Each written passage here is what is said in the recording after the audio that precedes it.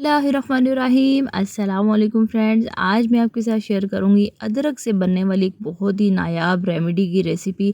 सर्दियां आते ही हर घर में शिकायत होती है नज़ला, ज़ुकाम, खांसी, बुखार। तो ये रेमेडी जो है ना, इन तमाम शिकायत को दूर करने के लिए आसान से अज्जा के साथ ये बनने वाली है।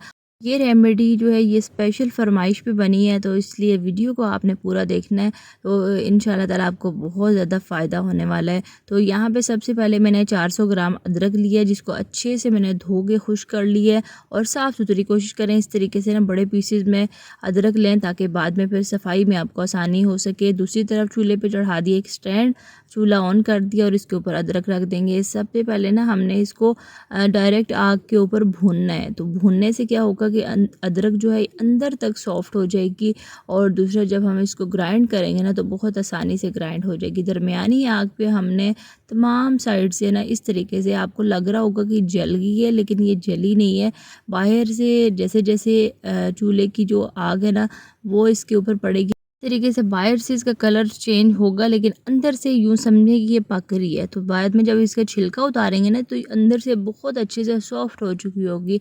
चूल्हे की आंच बिल्कुल दरमियानी रखे, तो इसके ऊपर हमने इतना इसको पकाना है कि तमाम साइड से अच्छे से कलर आ जाए। और ये जो रेमेडी है ना, ये स्पेशल फरमाइश भी मेरे घर में बनी है। लास्ट ईयर भी ये कैंडीज़ मैंने बना के रखी थी, और जिसको भी नज़ला, ज़ुकाम, खांसी, बुखार की शिकायत होती थी, तो फ़ौरन से 1 से 2 कैंडीज़ खाने से गला दर्द जो है ना बिल्कुल ठीक हो जाता था। तो इसलिए फिर स्पेशल फरमाइश पे ये बनाई गई है, तो मैंने सोचा आपके साथ भी ये शेयर करूं ताकि आपको भी फ़ायदा हो जाए। और यहाँ पे अच्छे से कलर आने के बाद मैंने इसको पानी में डाल दिया था। पानी में डालने से थोड़ी सी ठंडी हो जाएगी। हाथों पे मैंने ग्लव्स चढ़ा लिए हैं ताकि इसकी जो कालक है ये हाथों पे ना लगने पाए।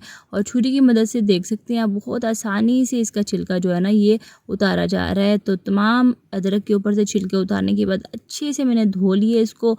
तो अब यहाँ पे मैं छुरी की मदद से इसके छोटे छोटे से पीस बना लूँगी, ताकि आराम से जो है ना ये ग्राइंड हो जाए। और यहाँ पे ये माशाल्लाह से बहुत अच्छे से सॉफ्ट हो चुकी है अदरक। तो तमाम अदरक को काटने के बाद मैंने इसको ब्लेंडर में डालना है, थोड़ा सा पानी डालना है, तो इसका बिल्कुल फ़ाइन सा पेस्ट बना लूँगी। मैं कढ़ाई मैंने चूल्हे पे चढ़ा दिया और ये अदरक का पेस्ट मैं इसमें शामिल कर दूंगी। अब चूल्हा मैंने ऑन कर दिया और इसको पकने के लिए छोड़ देंगे। यहाँ पे अदरक मैंने ली थी तकरीबन 400 ग्राम, जो कि सफाई के बाद तकरीबन 300 ग्राम के लगभग बची है। तो और यहाँ पे गुड़ जो है ना, ये मैंने 350 ग्राम इसमें शामिल करना है। गुड़ थोड़ी ही देर में अच्छे से मेल्ट हो जाएगा। तो अब इसमें कुछ मज़ीद फ्लेवर शामिल करेंगे। सबसे पहले मैं शामिल करूंगी आधा चाय चम्मच काला नमक। काला नमक का टेस्ट जो है ना ये बहुत अच्छा आता है। 3 से 4 चुटकी के करीब मैं शामिल करूंगी इसमें कुटी हुई काली मिर्च, भुना हुआ और कुटा हुआ ज़ीरा आधा चाय चम्मच शामिल करेंगे। बड़ा अच्छा सा टेस्ट आएगा इससे, इस कैंडी में। और साथ ही साथ यहाँ पे 1/4 चाय चम्मच पिसी हुई मैंने यहाँ पे अजवाइन शामिल की है। साथ ही साथ आधा चाय चम्मच मैंने इसमें हल्दी शामिल करनी है। हल्दी और अजवाइन का भी बहुत ज़्यादा फ़वाइद हैं, मुख्तलिफ़ जिस्म के दर्दों के लिए बेस्ट हैं, और गला ख़राबी में बड़े बहुत ज़्यादा जो है ना इनके इस्तेमाल से फ़ाका होता है। और साथ आधा चाय चम्मच मैंने इसमें देसी घी शामिल किया। देसी घी के भी आपको पता है कि बहुत ज़्यादा फ़वाइद हैं, हमारे ओवरऑल पूरे जिस्म के लिए बहुत ज़्यादा बेस्ट है। तो अब यहाँ पे इसके फ्लेवर को मज़ीद बढ़ाने के लिए आगे चल के भी मैं एक चीज़ शामिल करूँगी। अच्छे से फ़िलहाल यहाँ पे मिक्स करते हैं। और साथ ही साथ मैंने तकरीबन 1/4 चाय चम्मच इसमें शामिल किया हरी इलायची का पाउडर। हरी इलायची का जो पाउडर है ना, बहुत अच्छा इसमें टेस्ट लेके आएगा। और जितनी भी हमने फ्लेवर शामिल किए हैं ना गुड़ समेत, तो इनके इस्तेमाल से ये जो जिंजर कैंडी है ना, ये बड़ी ज़बरदस्ती बन जाएगी। अब यहाँ पे हमने इसको इतना पकाना है कि ये जो है इसका लिक्विड सारा ख़त्म हो जाए। और ये पेंदा इस तरीके से जब छोड़ने लग जाएगी ना, तब हमने इसको उतार लेना है, अच्छे से ठंडा करेंगे। और यहाँ पे एक बाउल में मैंने ट्रांसफ़र कर दिया। साथ पिसी हुई चीनी मैंने रख ली है और देसी घी रखा है। देसी घी जो है ये हाथों पे लगाएंगे ताकि ये जो कैंडी है ये हमारे हाथों पे चिपकने ना पाए। तो अब यहाँ पे ये मज़ेदार सी चटपटी सी कैंडीज़ बनाएंगे।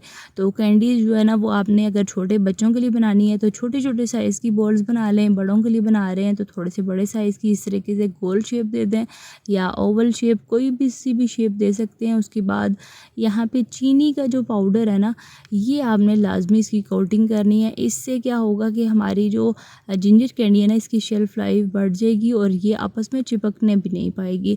तो यहाँ पे तमाम कैंडीज़ जो है ना इसी तरीके से मैंने बना ली हैं, माशाल्लाह से काफ़ी सारी बन गई हैं। और जो चीनी का पाउडर है ना, पाउडर शुगर, ये आपने लाजमी इसमें इस्तेमाल करना है। एक तरह से ये प्रिजर्वेटिव का काम भी करेगा और दूसरा जो है इसको चिपकने से बचाएगा।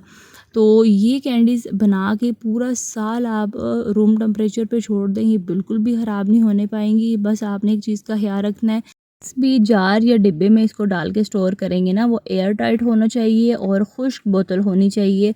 और अब इसको स्टोर कैसे करना है, सबसे पहले एक बॉक्स लिया और इसमें सबसे पहले पाउडर शुगर थोड़ी सी मैंने छिड़क दिया और इसके ऊपर डाल देंगे ये तमाम जिंजर कैंडीज़ और ऊपर से भी थोड़ी सी मैंने शुगर डाल के इसको एयर टाइट कर देना है। जब भी आपको इस्तेमाल करना हो, आपने सिंपल इसको खोलना है, 1 से 2 कैंडीज़ जितनी भी इस्तेमाल करनी हो निकालनी है और बाकी दोबारा से उसको बंद करके रख दें।